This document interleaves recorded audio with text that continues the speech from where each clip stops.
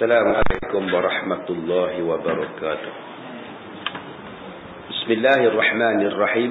Alhamdulillahi rabbil alamin. Wassalatu wassalamu ala ashrafil anbiya'i wal mursalin wa ala alihi wa sahbihi ajma'in. Qala Allah ta'ala fi kitabihil aziz. A'udzu billahi minasy syaithanir rajim. Kuntum khaira ummatin ukhrijat lin-nas ta'muruna bil ma'ruf wa tanhauna 'anil munkar wa tu'minuna billah. Shadaqallahul 'azim. Kita membaca kitab Ihfazillah Yahfazka. Kita sampai pada muka surat yang ke-33. Kita masuk kepada bab yang membicarakan tentang ayat-ayat yang pertama ataupun ayat-ayat yang awal daripada surah Al-Baqarah.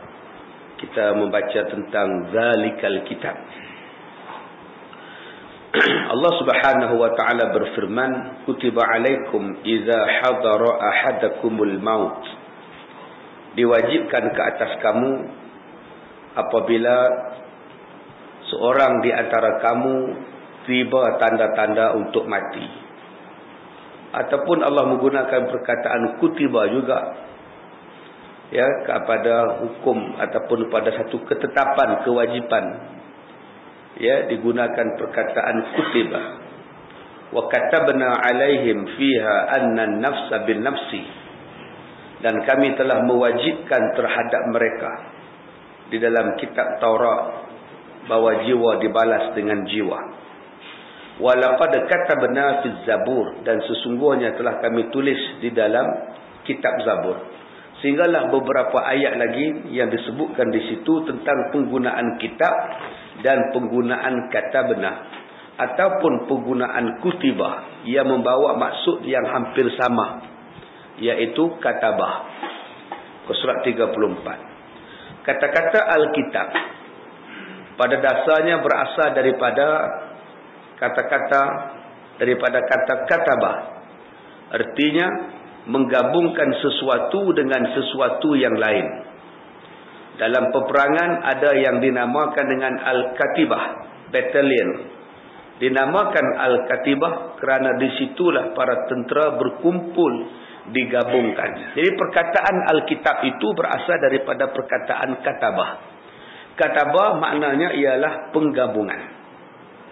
Kalau kita tengok dalam kitab Al-Quran, digabungkan beberapa ayat, digabungkan beberapa surah di dalam Al-Quran itu daripada kitab-kitab Taurat, kitab Zabur dan Injil.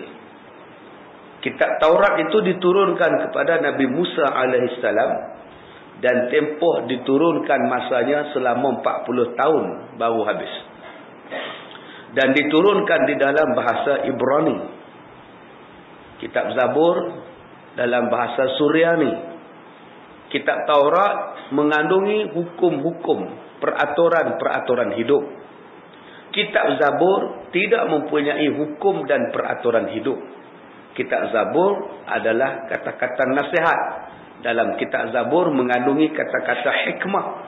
Kerana peraturan dan hukum syariat diteruskan daripada zaman Nabi Allah Musa pada zaman Nabi Allah Daud. Injil mempunyai peraturan-peraturan dan Injil mempunyai hukum, dan dalam kitab Injil mengandungi kata-kata yang sangat jelas tentang kerasulan Nabi Muhammad sallallahu alaihi wasallam. Disebutkan sebagai nabi akhir zaman secara terang dalam kitab Taurat, dalam kitab Injil. Dan apabila kitab Injil itu dipindah, dirungkai oleh pendeta-pendeta mereka, hanya satu saja kitab Injil yang menyebutkan Nabi Muhammad adalah Nabi yang di akhir zaman, iaitu kitab Barnabas. Ini saja 90% yang mengekalkan Injil yang asal. Lain daripada kitab Barnabas, semuanya telah dirungkai mengikut kesesuaian dan nafsu pendeta-pendeta mereka. Sebab itulah kitab Injil Barnabas ini adalah kitab yang paling tidak dibaca oleh orang-orang Kristian.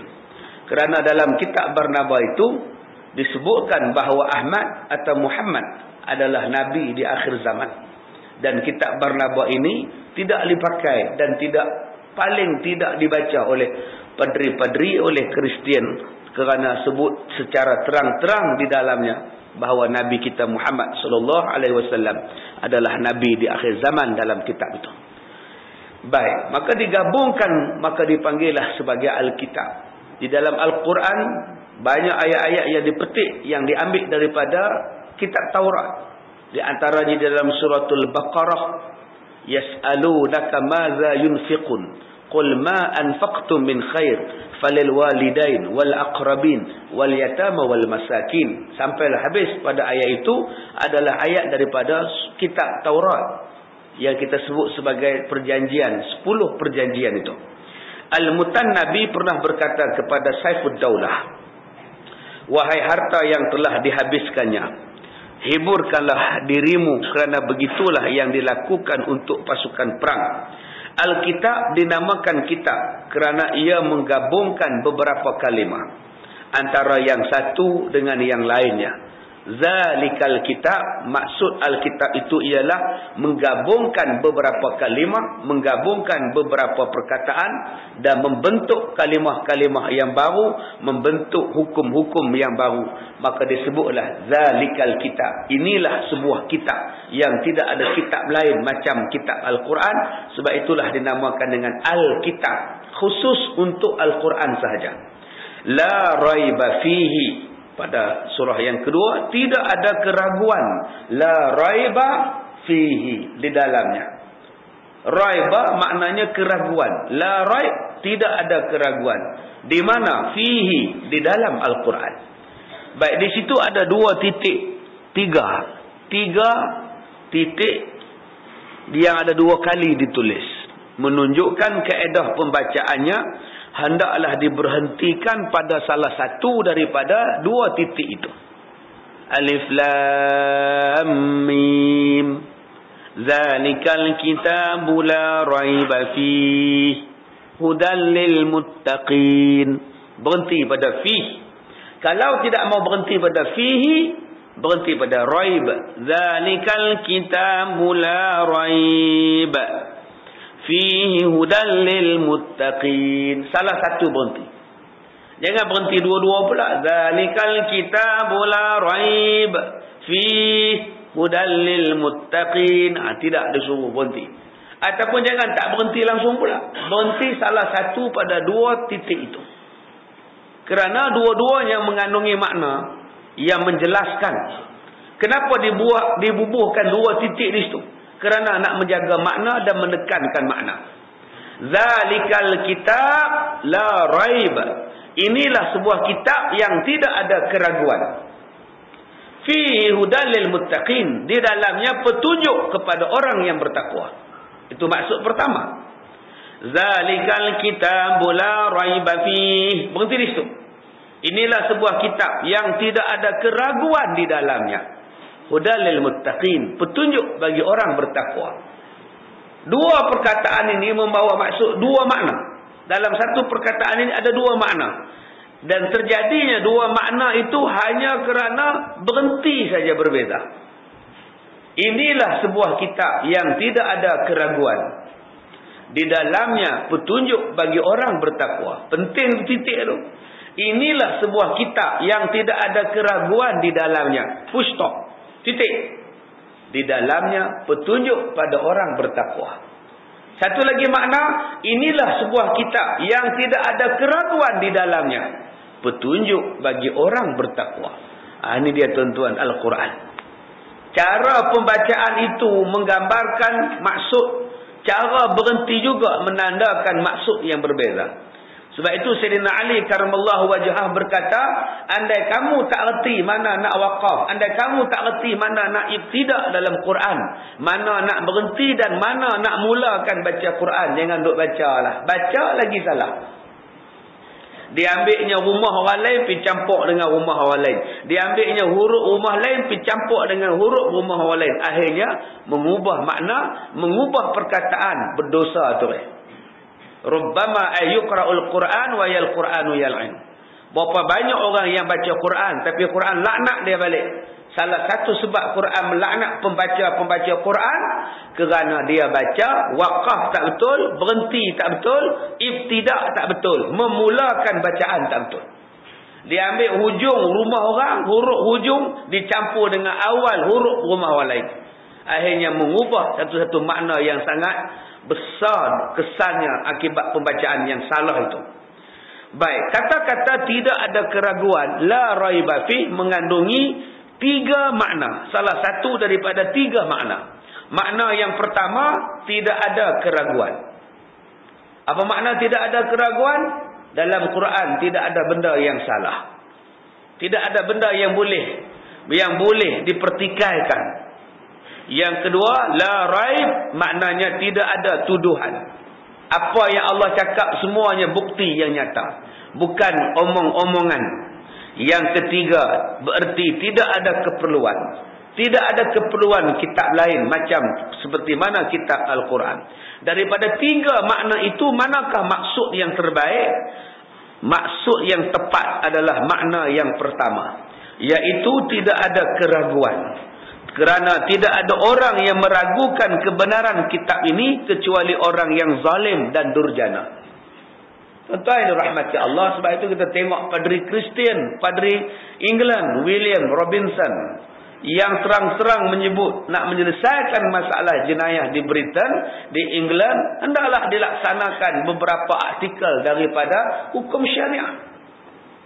Kristian, Padri Kristian, Ketua Padri Kristian mengesyorkan supaya digunakan Al-Quran untuk menyelesaikan masalah.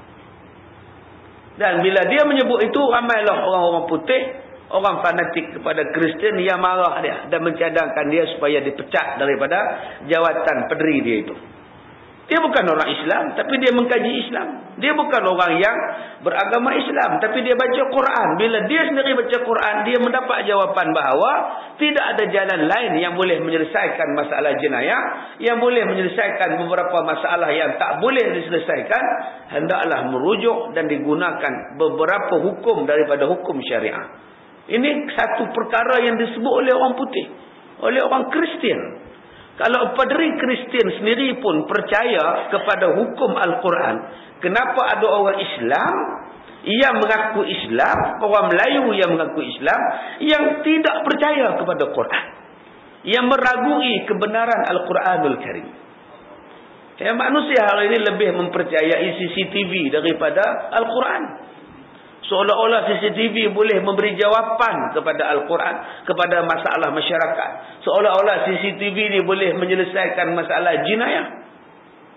Sedangkan dia bukan boleh menyelesaikan masalah jenayah, dia cuma boleh merakamkan jenayah. Itu pun belum tentu dapat ditangkap penjenayah, walaupun gambarnya terpapar di kaca CCTV. Penjenayah dapat melarikan diri, nak tangkap satu hal, bila dah tangkap nak cam muka satu hal, kena pergi hantar ke Amerika, nak upgradekan dia punya mutu gambar, mutu suara, mutu visual dia. Sedangkan kalau menggunakan pendekatan Al-Quran, tidak perlu CCTV apa. Orang sendiri sudah timbul perasaan takut untuk membuat satu-satu jenayah, sama ada terancang ataupun tidak dirancang. Baik. Dan orang yang mempertikaikan kitab ini hanyalah orang yang zalim dan orang yang durjana. Makan daripada rezeki Allah, hidup dengan kurnia Allah, duduk di atas muka bumi ini dengan ihsan daripada Allah. Tetapi bila Allah bagi hukum, Allah bagi kitab, ditolaknya. Diambil nikmat Allah, diambil segala yang Allah bagi, diambil segala nikmat yang Allah Ta'ala anugerahkan. Tetapi bila Allah suruh ambil Quran, manusia tolak. Bukankah itu namanya zalim? Yang bersesuaian pada nafsu diambil, yang bersesuaian pada diri maka dipulun habis-habisan. Tetapi bila tengok satu benda yang tak sesuai kononnya pada dirinya, maka ditolak, sedangkan dia datang daripada Allah yang satu. Nikmat udara daripada Allah, nikmat air daripada Allah, nikmat hidup daripada Allah, nikmat Al-Quran pun daripada Allah. Nikmat yang itu diambil, nikmat Al-Quran tidak diambil. Maka orang ini disebut sebagai orang zalim dan orang durjana. Maksudnya seperti mana firman Allah di dalam surah Fussilat ayat 42. La ya'tihil batil min baini yadayhi wala min khalfi tanzilum min hakimin hamida. Yang tidak tiba kepadanya di dalam Al-Quran itu sesuatu kebatilan. Tidak ada di dalam Al-Quran itu al-batil, benda yang tak betul. Sama ada min baini yadayhi wala min khalfihi, datang daripada arah depan maupun datang daripada arah belakang. Sama ada dalam Quran itu satu hukum yang datang dulu-dulu ataupun hukum yang akan datang. Tidak ada satu benda pun yang batil. Kalau Allah kata dalam Quran, Firaun itu tidak akan reput mayatnya, maka tidak akan reputlah mayat Firaun. Walaupun Firaun sudah mati ribuan tahun. Kerana Allah menjelaskan, Firaun tidak akan reput mayatnya. Tak akan reputlah. Itu benda yang sudah berlaku. Disebut sebagai baina yadais, benda yang dah lepas. Allah kata Firaun tak reput. Carilah apa benda yang sebab apa Firaun tidak reput. Tidak akan dapat jawapan.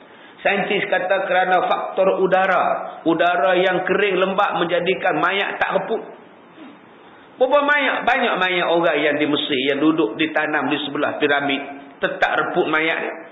Mayat orang Bani Israel yang bekerja membina piramid mati, jumpa tulang belulang hancur semua lah. Kenapa yang Firaun mati di tempat yang sama, udara yang sama, struktur tanah yang sama? Kenapa Firaun tak reput? Kenapa pekerja binaan piramid itu reput? Sebab Allah kata tidak reput. Tidak reputlah. Seperti yang Allah Ta'ala sebut di dalam suratul A'raf juzuk 8. Summa ba'asna min ba'dihim Musa ila fir'auna wa mala'ihi fazalamu biha fanzur kaifa kana aqibatul mukazzibin. Fanzur kaifa kana aqibatul mufsidin. Dua ayat tentang ini. Kemudian kami utuskan Musa kepada Fir'aun dan kepada pemuka-pemuka Fir'aun, tetapi mereka menzalimi Musa. Kamu tengoklah bagaimana akibat orang yang membuat kejahatan. Kamu tengoklah akibat orang yang berbuat kerosakan. Allah gambarkan Firaun itu sebagai pembuat kerosakan. Dan Allah kata, fanzur, tolong tengok. Tolong tengok. Bila sebut tolong tengok, maknanya benda tu mesti ada. Nak tengok apa kalau benda tu tak ada? Cuba tengok, mesti ada benda itu. Baru kita boleh tengok. Dan Allah kata, cuba tengok dia. Maknanya Firaun tu mesti ada. Kerana Al-Quran ini kekal sampai hari kiamat.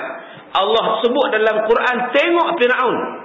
Maka Firaun juga akan kekal sampai hari kiamat. Mayatnya. Kerana Al-Quran kekal, sesuatu yang dalam Quran juga pasti kekal.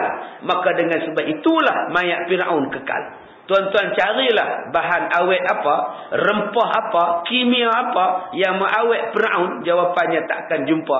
Kerana diawetnya Firaun itu dengan ilmu dan perintah daripada Allah Subhanahu wa ta'ala. Ini yang disebut sebagai kebenaran masa lepas. Dan yang keduanya, min khalfihi, kebenaran yang akan datang.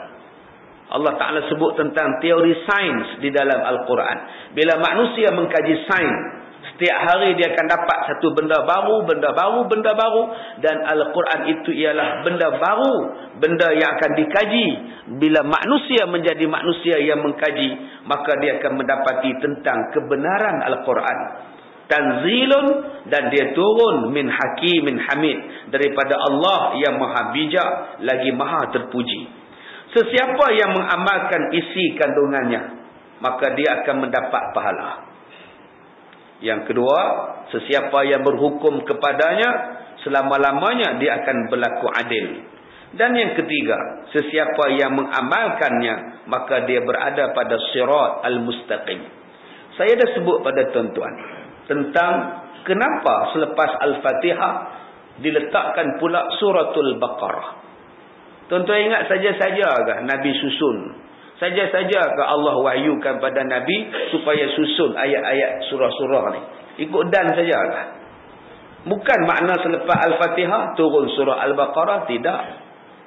Tidak diturunkan berturut-turut begitu. Tetapi penurunan diturunkan berbeza-beza. Tetapi disusun ayat, disusun surah mengikut peraturan. Peraturan apa? Peraturan kaitan. Kaitan surah Al-Fatihah dengan kaitan surah Al-Baqarah. Apa kaitannya? Bismillahirrahmanirrahim.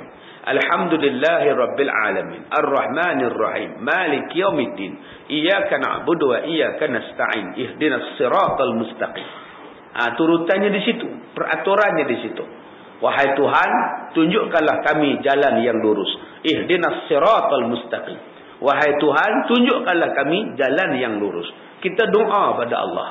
Ya Allah, tunjukkan kami jalan yang benar. Jalan yang lurus. Maka Allah memberi jawapan di dalam suratul Baqarah. Sebab itu disusunkan berkembar-kembar, sebelah menyebelah. Baca belah sini, dapat jawapan belah sini. Ya Allah, tunjukkanlah kami jalan yang lurus. Bagaimana jalan yang lurus? Zalikal kitab la raiba fi hudal lil muttaqin. Oh, kamu nak lurus, inilah dia kitabnya.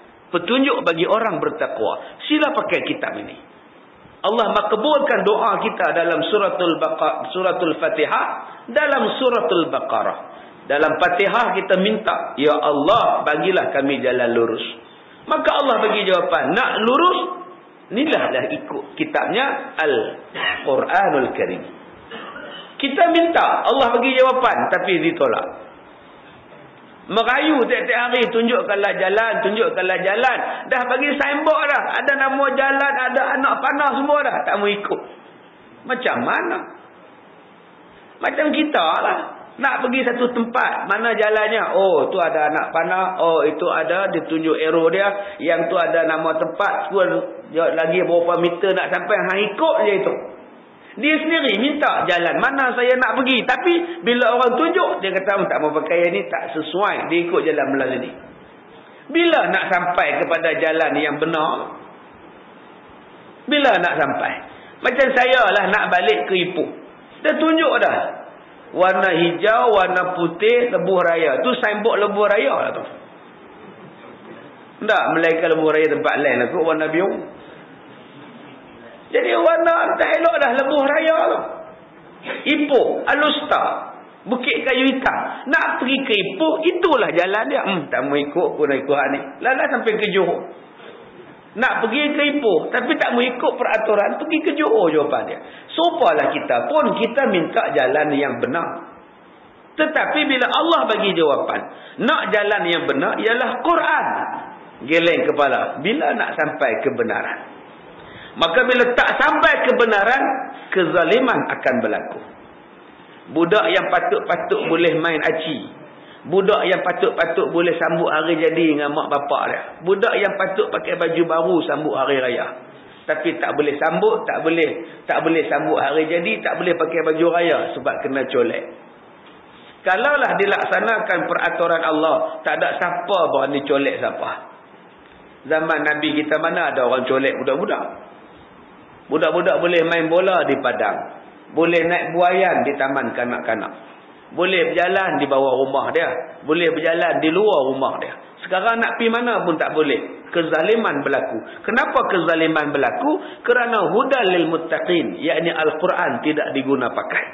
Firman Allah Ta'ala, hudal lil muttaqin, sebagai petunjuk bagi orang yang bertakwa. Tadi kita minta supaya tunjukkan kami jalan yang benar. Allah tunjukkan kita Al-Quran. Tuan-tuan, ada benda yang paling pantas. Ada yang kata benda yang paling pantas pesawat supersonik, kelajuan mengatasi daripada bunyi. Ada yang kata benda yang paling laju ialah cahaya. Cahaya matahari sekarang ni dia tak keluar lagi. Nanti pukul 7.30 dia keluar. Sekejap aja dia keluar, cerah bumi ni. Ada yang kata benda yang paling laju burak, laju amat. Ada yang kata sepantas kilat. Kilat itu paling laju. Sebenarnya tuan-tuan, yang paling laju, yang paling cepat ialah doa yang mustajab. Tak ada aja tangan sap Allah bagi. Tapi manusia malas berdoa. Jarang berdoa. Dan nak berdoa pun bila tiba masa terdesak. Kalau tak ada benda nak minta, tak minta lah dia. Dia tunggu ada masa nak minta, tersesak, terdesak, baru nak minta. Kalau tak ada benda tersesak dan terdesak, dia doa tu pun biasa. Habis-habis semayang, Ya Allah, ya Tuhan. Kira macam selalulah. Itu je. Macam pergi order roti canai. Mama macam biasa, macam tu je dia buat. Doa pun macam tu. Kira macam biasalah. Amin ya rabbal alamin. Punya malahnya tuan-tuan manusia. Sedangkan doa lah benda yang paling cepat sekali kalau Allah sayang pada kita. Minta aja Allah bagi. Minta aja Allah bagi. Dibuktikan berapa banyak dah tuan-tuan perbuatan yang paling cepat yang bila Allah makbulkan, iaitu suatu yang agung. Hudal lil muttaqin. Huda, petunjuk. Perkataan huda ni dalam bahasa Arab petunjuk. Dalam bahasa Melayu yang berenang hari itulah Nurul Huda. Dalam bahasa Urdu, Huda ni ialah Tuhan. Gandhi dah berpuluh tahun dah mati Gandhi. Orang duk sambut lagi upacara memperingati kematian Gandhi. Gandhi ni tuan-tuan semua benda hak baik dia anggap Tuhan. Bila orang tanya dekat dia, tuan kenapa naik kereta api kelas 3? Dia jawab sebab tidak ada kelas 4. Kalau ada kelas 4 pun naik kelas 4. Nasib baik kereta api ada kelas 3 masa dulu. 1, 2, 3. Dia naik kelas 3. Sedangkan dia pemimpin rakyat. Naik kelas 3. Duk bersesak sekali. Orang tanya kenapa naik kelas 3? Sebab tidak ada kelas 4. Kalau ada pun naik kelas 4. Orang dia, semua benda dia kata baik. Dan semua benda yang dia kata baik itulah Tuhan bagi Gandhi. Termasuklah lembu. Malah kata dia lembu lebih baik daripada mak. Mak menyusukan anak 2 tahun. Lembu menyusukan kita sampai tua. Tuan-tuan ni tua lah duk minum lembu, susu lembu lagi. Maknanya lembu lebih baik pada mak menurut fahaman Gandhi. Subhanallah. Tuan-tuan pernah fikir tak tuan-tuan yang kita duk minum susu tepung tu dibuat daripada susu? Berapa juta manusia yang minum susu tepung? Anak-anak kita yang minum susu tepung ni berapa bilion dalam dunia ni? Bukan kata orang Melayu je, semua bangsa minum. Berapa bilion manusia yang minum susu tepung ataupun susu lembu? Kalau kita fikirlah tuan-tuan, lembu berapa juta? Orang berapa bilion nak minum. Maknanya lembu itu hidup dia hanya untuk mengeluarkan susu saja. Nak menampung permintaan manusia yang banyak. Tuan-tuan boleh bayang tak lembu tu kerja dia apa? Kerjanya hanya untuk diperah susu, diperah susu, diperah susu. Tuan-tuan pergilah ke ladang-ladang ternakan tenusu di New Zealand, di Australia. Lembu ni hanya menjadi alat untuk perah susu. Duduk dalam satu bilik kecil, kerjanya hang perah susu ya. Kalau tuan-tuan lah duduk dalam bilik kecil daripada awal sampai mati, agak-agak jadi apa? Gila tuan-tuan. Lembu ni pun sakit mental tuan-tuan. Walaupun kita dah kata dah lembu tu bodoh, dalam bak depa duk kurung dia menambahkan lagi kebodohan dia. Dia pun tension. Itu kerja dia, tak ada buat apa lah. Dia pun nak jalan juga, pergi Giant, pergi Tesco. Tapi dah diperam dalam situ, apa jadi tuan-tuan? Mental tak betul. Bila mental tak betul, dia mempengaruhi susu dia. Anak kita minum pun macam itulah tuan-tuan. Lepas tu kita kena fikirlah tuan-tuan. Perbezaan benda yang dikurung, perbezaan benda yang menjadi alat kelang. Ayam yang diternak hanya untuk dibesarkan, untuk digemukkan dan cepat dijual. Apa kesannya pada orang yang makan? Apa kesan dia? Mesti ada kesan. Tuan-tuan tengok babi sudahlah. Babi satu binatang yang Allah Ta'ala haramkan. Kenapa Allah Ta'ala haramkan? Bukan setakat sifat kotor dia itu. Babi itu diharam bukan kerana sifat kotor dia semata-mata. Babi itu diharamkan makan kerana perangai babi itu. Babi ialah sejenis binatang yang dia takkan jaga pasangan dia. Lepas-lepas dia roman dengan pasangan dia, mampu ipil nak jadi apa? Lepas anak dia lahir, lantaklah anak dia nak jadi apa? Mak pak tak peduli dah. Dia bukan macam ayam. Ayam kalau menetas telur ayam, mak ayam tu akan jaga. Yang tak jaga, bapa ayam lah. Dia pergi cari hak lain pula. Tapi mak ayam dia kembang badan dia. Dia kembang bulu dia. Siapa yang kacau dia, dia hambat. Sifat ayam tu ada. Dia memelihara anak dia. Sifat binatang lain pun ada pelihara anak dia. Walaupun harimau. Tetapi sifat babi tidak ada. Anak sendiri ditoronnya tuan-tuan. Ni bahasa kasar saya pakai. Isteri dia tak nak kenal siapa. Kerja dia hanyalah untuk membuntingkan perempuan saja. Membuntingkan babi betina saja. Itulah sebab siapa-siapa yang makan babi, dia akan mewarisi perangai babi. Mak pak dia tak peduli, anak-anak dia tak kisah, pasangan dia pun tak kisah. Kerana apa yang kita makan mempengaruhi jiwa dan perasaan kita, nafsu dan naluri kita. Bila manusia makan babi banyak-banyak, jadi macam itu pula. Hidup tak peduli lah. Bercampur tak kisah lah. Pakaian pun tak apa lah. Baik. Jadi Al-Quran ini huda. Huda ni Gandhi disebut tadi ketika dia ditikam, ketika dia ditembak. Bila dia puasa, dia mogok lapar, elok dia isytiharkan, dia tarik balik mogok lapar, orang tembak dia. Pelampau Hindu yang tembak dia. Berhari-hari dia sakit. Dan sebelum dia mati, dia sebut perkataan huda. Huda, huda, huda. Tuhan, Tuhan, Tuhan. Orang tanya pada dia, kenapa tak sebut yang baik-baik? Lembu. Tadi tuan dulu tuan kata lembu baik. Sebutlah lembu, lembu, lembu. Kenapa tak sebut lembu? Kenapa sebut huda? Gandhi sebut, kerana lembu tidak boleh bagi nyawa. Tapi Tuhan saja yang boleh sambung nyawa. Sebab itu dia sebut huda, huda, huda. Alalah dia pun mati juga. Masa itu dia tak fikir dah lembu itu Tuhan. Walaupun pada awalnya dia mengatakan bahawa semua benda baik adalah Tuhan. Tetapi bila sampai dia nak mati, dia sebut nama Tuhan juga. Sebab dia kata yang lain tidak boleh bagi nyawa. Yang boleh sambung dan bagi nyawa hanyalah Allah Subhanahu Wa Taala. Baik, iaitu sesuatu yang agung. Al-Quran sesuatu yang agung dan yang mesti diikuti hanyalah Al-Quran. Dan hidayah itu terbahagi kepada dua.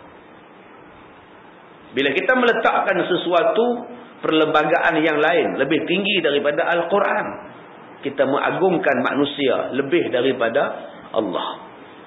Allah yang turunkan Quran. Kita letak ke tepi Al-Quran, kita pakai yang orang putih buat. Maknanya orang putih lebih tinggi, mulia daripada Allah. Apa jenis makhluk kita ni? Apa jenis tuan-tuan? Yang Allah bagi ni paling hebat. Ditolak ke tepi, alasan tak sesuai. Masyarakat berbilang bangsa. Diambil yang hak lok-rik buat. Maknanya lok-rik dengan Allah sebab besar, lok-rik lagi lah. Tidakkah jadi syirik kita? Tidakkah tergelincir akidah kita? Menolak yang Tuhan dan mengambil yang makhluk. Bila sampai di hari kiamat, minta pada Allah. Sedangkan di dunia, tolak Allah. Siapa nak tolong? Tak di hari kiamat, Allah kata, pilah minta dekat lok-rik. Dah kamu dulu pakai lok-rik, mintalah pada lok-rik. Sebab dalam hadis sebut, sesiapa yang beribadat kepada manusia, sesiapa yang beribadat kerana manusia, Allah kata di hari kiamat, mintalah pahala daripada orang yang kamu buat ibadat itu. Kenapa datang sembahyang subuh? Takut ustaz, kalau tak datang, kenduri kendara saya, dia orang tak datang. Jadi saya tunjuk muka juga. Maknanya kamu datang sembahyang kerana nak tunjuk muka dekat jawatan kuasa. Supaya bila ada kenduri kendara, jawatan kuasa tolong. Jawatan kuasa datang. Jawatan kuasa akan kata, dia jemaah kita, datang. Maknanya pergi tunjuk muka tu kerana nak tunjuk muka dekat pengurusi. Tu yang bagi salam belah kanan, tak bagi salam belah kiri lah. Sebab bila dia bagi salam belah kanan, dia jumpa pengurusi. Assalamualaikum warahmatullahi. Nak tunjuk muka terus angkat tangan terus. Kalau dia bagi salam belah kanan, salam belah kiri, pengurusi tak ada. Tak ada pula orang tua ni. Orang datang, dia tak datang. Dia datang, kita tak datang. Tahu betul. Ini datang kerana pengurusi, bukan kerana Allah. Besok di hari kiamat, minta pahala kat pengurusi. Jaga-jaga tuan-tuan. Sebab kita datang bukan kerana Allah, datang kerana orang. Pastikan buat satu kerja hanya kerana Allah. Kalau tidak, Allah kata ambil pahala daripada orang. Jangan ambil pahala daripada aku. Baik. Yang pertama, hidayah ada dua. Yang pertama disebut sebagai hidayatud dilalah. Petunjuk yang memberi bimbingan kepada orang lain. Petunjuk ada dua. Hidayah ada dua. Dengan dia dapat petunjuk, dia bagi hidayah, dia bagi petunjuk pada orang lain. Dia bimbing orang lain. Ini dipanggil ad-dilalah. Bukan ad-dalalah. Dalalah sesat. Ini disebut ad-dilal. Dengan sebab dia itu, dia bagi cahaya pada orang. Siapa? Ini bagi Rasulullah sallallahu alaihi wasallam. Yang kedua, bagi siapa? Bagi segala juru dakwah. Dia dapat hidayah dan dia ajak orang lain supaya dapat hidayah sama. Sehingga Allah Ta'ala mewarisi bumi ini dan semua isinya. Ini dipanggil sebagai hidayah ad-dilalah. Mereka dapat dan mereka ajak orang lain. Yang kedua dipanggil sebagai hidayah taufiq. Petunjuk yang disertai pertolongan daripada Allah untuk memperolehinya. Hidayah ini hanyalah hak mutlak. Yang tertinggi punya hidayah, hidayah taufiq. Hidayah taufik orang lain tak boleh bagi, melainkan Allah saja yang boleh bagi.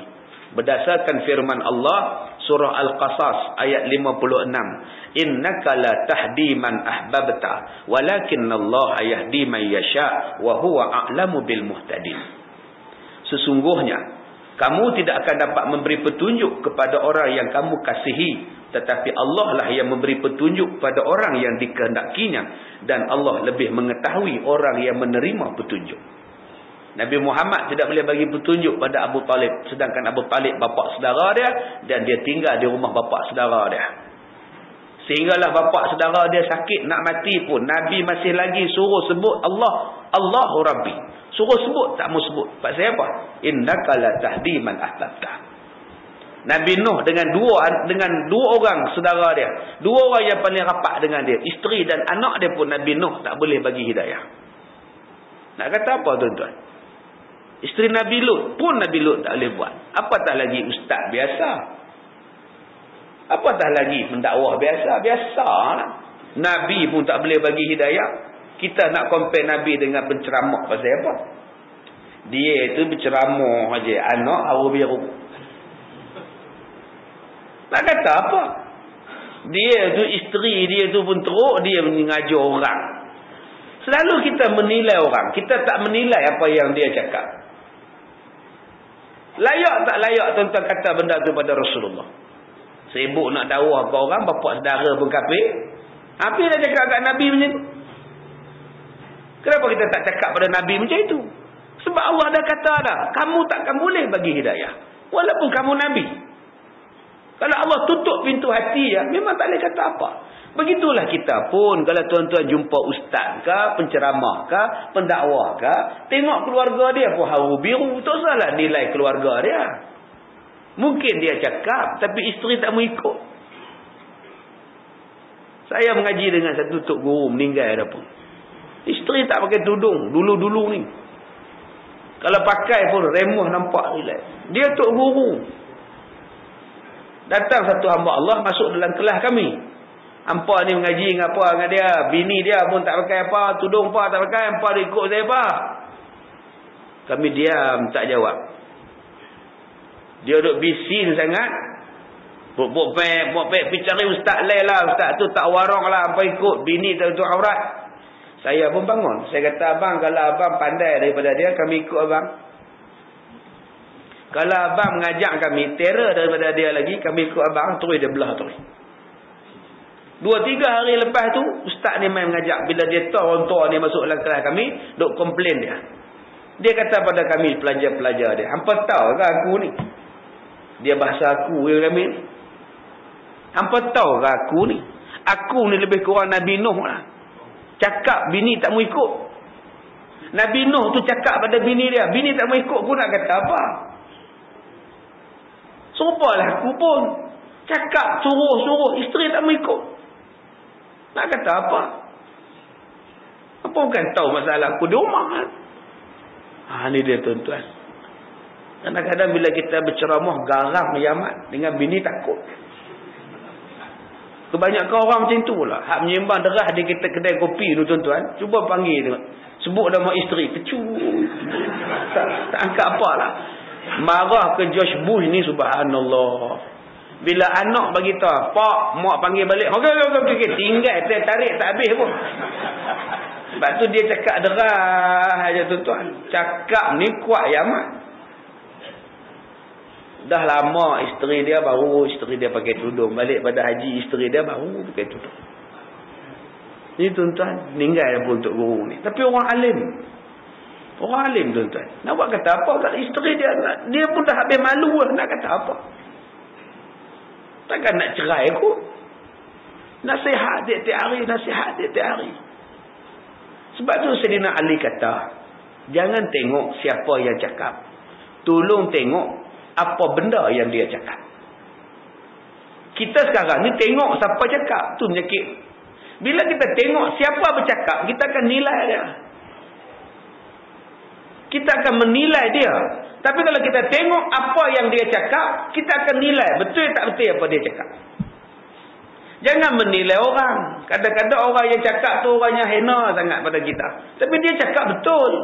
Tetapi dengan sebab kita tengok dia siapa, hang siapa, kamu siapa. Bila kita tanya kamu siapa, habis. Kita dah menutup hidayah. Macam orang-orang zaman Quraisy, kafir Quraisy. Kenapa menolak Rasulullah? Sebab dia tengok Rasulullah. Muhammad siapa? Anak yatim. Allah. Muhammad siapa? Buta huruf. Muhammad siapa? Miskin. Macam ni nak jadi ketua. Miskin menumpang sana, numpang sini. Orang mengaku Nabi. Sebab itu mereka tolak Rasulullah. Mereka tolak Rasulullah mula-mulanya atas peribadi Nabi. Anak yatim. Mana layak orang tak kenal bapa, orang tak kenal mak nak jadi Nabi. Itu alasan pertama. Yang keduanya Nabi Muhammad orang miskin. Mana layak orang miskin nak jadi ketua. Sedangkan kita lebih banyak orang kaya. Al-Walid kaya. Abu Jahal kaya, Lahab kaya. Takkan Nabi Muhammad dia miskin? Apa dia boleh bagi pada kamu? Tak boleh bagikan batin. Umpamanya. Ada pertikaian begitulah. Yang ketiganya sebab Nabi ni tak pergi sekolah. Nabi tak ada tok guru. Nabi tak erti baca dan menulis. Sedangkan Al-Walid bin Mughirah orang yang cerdik. Kata mereka yang patut jadi Nabi Al-Walid. Sebab dia orang pandai. Mereka bukan menilai apa yang Nabi cakap lagi. Mereka tak menilai itu. Mereka nilai Muhammad. Muhammad. Jadi Nabi. Kerana mereka tengok kepribadian Rasulullah itu. Sedangkan memang Allah Ta'ala lantik Nabi daripada kalangan macam itu. Sebab nak membenarkan Allah. Membenarkan kata-kata Allah. Kalaulah Nabi Muhammad itu pergi sekolah, pandai membaca dan menulis, orang akan gunakan isu itu untuk menolak Nabi Muhammad. Tu dia cakap tu untuk guru dia, lajar tu. Kalau Nabi Muhammad baca ayat Quran, mereka akan kata yang dia baca tu mesti untuk guru dia suruh baca tu. Dia pandai, dia pergi mengaji. Orang tak kata ya Allah punya, orang akan kata tok guru Nabi punya. Tapi bila mereka kaji, macam mana Muhammad boleh cakap bahasa yang sedap, Al-Quran bahasa yang sedap, sedangkan dia tak pernah membaca dan menulis, orang akan berkaji. Itu sebab Allah Ta'ala tak lantik dia daripada kalangan pandai. Kalaulah Nabi Muhammad itu ada tok guru dia akan pelekeh Nabi Muhammad. Tok guru akan pelekeh. Tuan-tuan ni ustaz, ada lagi tok guru tuan-tuan hidup. Anak murid pun mengajar di sini, tok guru dia pun mengajar di sini. Malam pertama anak murid mengajar. Pompa. 2 malam lepas tu tok guru dia pula main mengajar. Jatan kuasa bagi tahu. Ustaz, malam semalam anak murid ustaz mengajar kami bagus. Dia mengajar terang lah. Tok guru balas apa? Saya duk ketuk kepala dia dulu tu. Tidak tak pandai macam itu. Dulu malas tu. Saya duk pelempang dulu. Lama-lama rajin. Dia naik nama dia juga. Kalaulah Nabi Muhammad ada tok guru, apa orang kata? Dia akan jumpa tok guru tu, tok ni tuan guru Nabi Muhammad sekarang dah jadi Nabi tu. Saya ajak dia tu. Maka dia akan jadi condemn Rasulullah. Dia akan jatuhkan Rasulullah. Sebab itu tuan-tuan, Nabi Muhammad tidak ada tok guru. Nabi Muhammad tidak ada cikgu. Dan Nabi Muhammad tidak pergi sekolah. Kerana Allah Ta'ala sendiri yang mengajar Nabi Muhammad dengan perantaraan malaikat Jibril alaihissalam. Wa'allamahu syadidul quwa. Yang mengajar Nabi Muhammad syadidul quwa. Seorang malaikat yang sangat kuat. Syadidul quwa. Yang sangat kuat. Boleh bayangkan tuan-tuan. Yang mengajar Rasulullah itu ialah yang sangat kuat. Jibril ketika datang menghadap Rasulullah, dia ada 600 sayap. Ketika dia datang jumpa Rasulullah, ketika Isra, ketika duduk dalam gua Hira itu, Jibril baru buka 2 sayap. 2 sayap yang Jibril buka, gelap seluruh langit dan bumi. Baru 2 sayap, gelap seluruh langit dan bumi. Bayangkan ada lagi 598 sayap. Kalau dia buka semua 600 sayap, jadi apa? Nabi Muhammad bila tengok malaikat Jibril, takjub Nabi Muhammad. Subhanallah, ada makhluk macam ini. Punya besar lagu ni, sayapnya besar lagu ni. Jibril kata, kalau kamu nak tahu, malaikat Israfil lagi besar sayap pada aku. Lalu dia terdiam Nabi Muhammad. Hak kamu tengok aku ni pun besar lah. Kalau kamu tengok Israfil punya sayap, lagi besar pada ini. Ini dia tuan-tuan. Yang mengajar Nabi Muhammad syadidul quwa. Ketika Jibril merosakkan, menghancurkan negeri Nabi Lut kerana perbuatan liwat. Jerkah saja tuan-tuan. Jibril jerkah saja. Melambung, meletup, berbunyi, terangkat bumi. Bumi Nabi Lut negeri Sodom dan Gomorrah itu terangkat ke atas. Menjerit segala benda, meletup sehinggalah bunyi letupan itu didengar oleh malaikat di langit. Subhanallah, punya kuat. Sebab itulah Nabi ni bukan kalangan daripada malaikat. Kalau Nabi daripada kalangan malaikat tuan-tuan, dia jerkah kita mati semua orang. Sebab tu Nabi daripada kalangan kita manusia. Jerkah pun tak kuat darah mana. Tapi kalau Nabi daripada malaikat, sebab mereka mempertikaikan Rasulullah. Adakah Muhammad pergi pasar? Nabi pergi pasar, mereka komplain. Bila mereka tengok Nabi pergi market, beli bawang. Adakah Muhammad pergi pasar? Nabi, apa Nabi macam itu? Mereka komplain, patut Nabi ni malaikat, kata dia. Kalau turun malaikat jadi Nabi, pakai mati habis kita tuan-tuan. Tak sembahyang aja dia jerkah. Tak sembahyang aja jerkah hancur bumi. Sebab itu Nabi tidak dilantik daripada kalangan malaikat. Nabi dilantik daripada kalangan manusia itu sendiri. Baik. Firman Allah pada surah Al-Baqarah tadi, hudal lil muttaqin. Mengapa ayat ini tidak mengatakan hudal lil muslimin? Kenapa dikatakan huda lil muttaqin? Banyak lagi boleh guna hudal lil muslimin. Petunjuk bagi orang Islam. Kenapa Allah tak guna perkataan petunjuk bagi orang Islam? Kenapa digunakan petunjuk bagi orang muttaqin? Jawapannya, bukan semua orang Islam nak pakai Quran. Yang nak pakai Quran hanyalah orang yang bertakwa. Kerana orang-orang Islam itu sendiri terbahagi kepada beberapa tingkatan. Sebahagian mereka ada yang melakukan dosa besar, yang dipanggil sebagai ahli-ahli fujur, orang yang buat dosa. Maka golongan ini belum mendapat hidayah yang sempurna. Sebahagian lagi kerjanya hanya berbuat dosa dan maksiat. Ini dipanggil sebagai ma'asi. Orang ini juga belum memperolehi hidayah secara sempurna dan komprehensif. Ada dua. Yang pertamanya fajir. Fajir. Ini kira dosa besar-besar semua. Yang kedua, dia mari kepada ma'asi. Orang yang buat maksiat. Orang buat maksiat ni nak pakai Quran ke tuan-tuan? Orang yang buat fajir ni nak pakai Quran ke? Kalau dia pakai Quran pun jatuh dosa. Pergi baca ayat nak jampi orang, ayat memikat, ayat guna-guna, dia baca ayat Quran. Ditukar ayat lain, ditukar baris lain. Jadi sesat. Tuan-tuan jaga-jaga dengan zikir.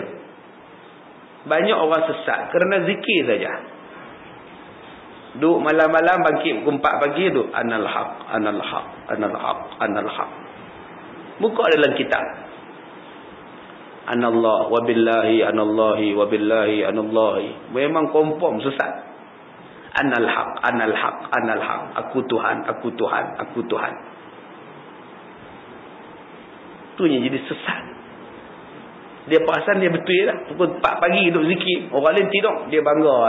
Apa duduk tidur. Tengok aku ni. Anal haq, anal haq. Pulau otak dia. Anal haq itu maknanya aku adalah al-haq. Al-haq itu nama Allah. Lain kalau dia sebut ana haqqun. Saya benar. Tak faham. Haqqun benar. Al-haq yang maha benar. Allah saja. Hanya ada perbezaan alif lam saja. Alif lam al-haq. Al-haq nama Allah yang maha benar. Hak benar. Sebab tu Nabi Muhammad tak sebut anal haq.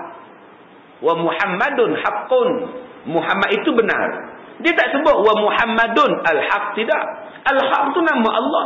Tuan-tuan dapat zikir, tuan-tuan sebut anal haq, anal haq, anal haq. Aku adalah yang maha benar. Aku adalah yang maha benar. Lah tuan-tuan mengaku tuan-tuan Tuhan. Yang ni saya jumpa satu tarekat.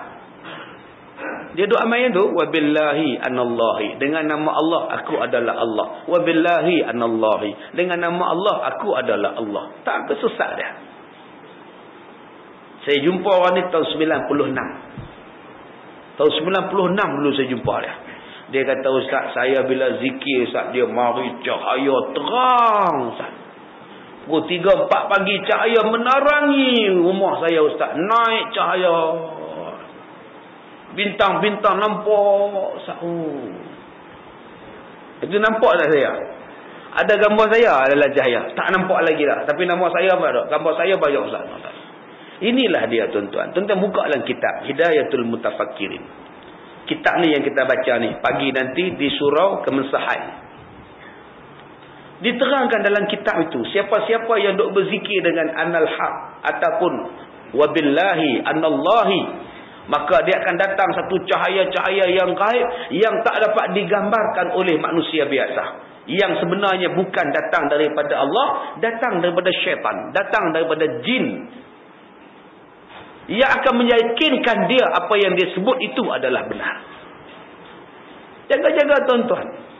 Macam mana yang berlaku kepada Syekh Abdul Qadir Jilani. Syekh Abdul Qadir Jilani tiap-tiap malam, sembahyang malam, datang satu suara, satu cahaya kata, kamulah orang yang paling baik sekali.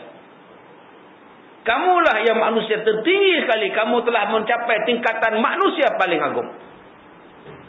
Orang alim bila dengar suara macam itu, celaka kamu setan. Itu kata Abdul Qadir Jilani. Kamu setan. Tapi kita kalau tak ada ilmu, tak ada takwa macam Qadir Jilani, iya ke? Bila suara kata macam itu, kamulah yang paling tinggi makamnya, iya ke? Sudah. Suara tu menjawab, iyalah, kata dia. Tak payahlah sembahyang dah. Tak payah sembahyang lah sebab dia mengaku dia Tuhan. Kamu dah Tuhan. Buat apa lagi kamu nak sembahyang? Itu yang jadi sesat. Saya jumpa dengan satu perempuan, inilah kesnya. Dia kata dia sembahyang tiap-tiap malam. Tiap-tiap malam sembahyang malam. Bila dia sembahyang satu malam, dia kata, Ustaz, datang satu orang cahaya putih, Ustaz. Jadi apa dia buat? Dia bercakap, Ustaz. Saya dengar dia bercakap. Apa dia cakap? Aku suka dengan kamu. Kamu rajin sembahyang malam. Kamu rajin ibadat malam. Kalau kamu nak, aku boleh bagi kepada kamu satu ayat. Kamu amal. Kamu boleh mengubah orang. Kamu boleh dekatkan diri dengan Allah lagi. Nak tak? Nak? Kamu siapa? Aku wali Tuhan. Wali Allah. Kalau kamu nak, kita jumpa malam besok. Kamu sembahyang. Selepas sembahyang, kita jumpa. Maka dia pun sembahyang pada malam besoknya. Cuba tuan-tuan siasat. Dia sembahyang pada malam besoknya itu kerana Allah ke?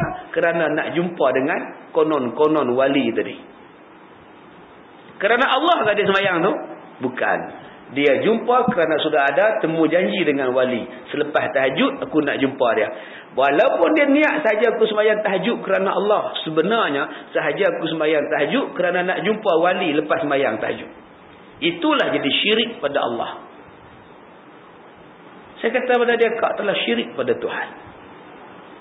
Syirik. Dia kata lepas dia amalkan ayat tu dia boleh kenal orang ni kepala babi, orang ni kepala rimau, orang ni kepala ini, dia boleh kenal.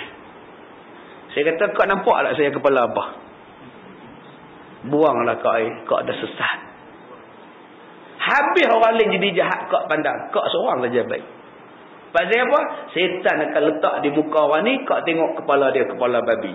Setan akan letak kepala orang ni, kau akan tengok kepala dia kepala keldai. Sedangkan Rasulullah pun tak tengok macam itu. Nabi-Nabi pun tak tengok macam itu. Macam mana dan apa hak dan kelebihan akak untuk tengok benda ni? Buanglah benda tu. Mula-mula kau dah syirik pada Allah. Sebab kau semayang malam tu bukan kerana Allah. Kau semayang kerana nak jumpa dia. Bila niat lain daripada Allah, di situlah dia suruh jadi syirik. Memang iblis setan tak larang kita semayang. Malah iblis dan setan suruh kita semayang. Dan suruh dia semayang itu bukan kerana Allah. Suruh kerana dia. Itulah bijak pandainya iblis dan syaitan menggoda kita. Baik, kita akan sambung lagi. Hudal lil muttaqin.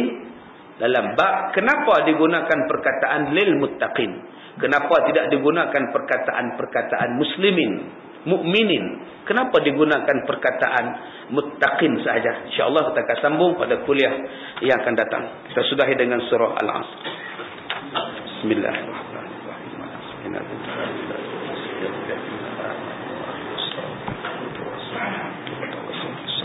Bismillahirrahmanirrahim.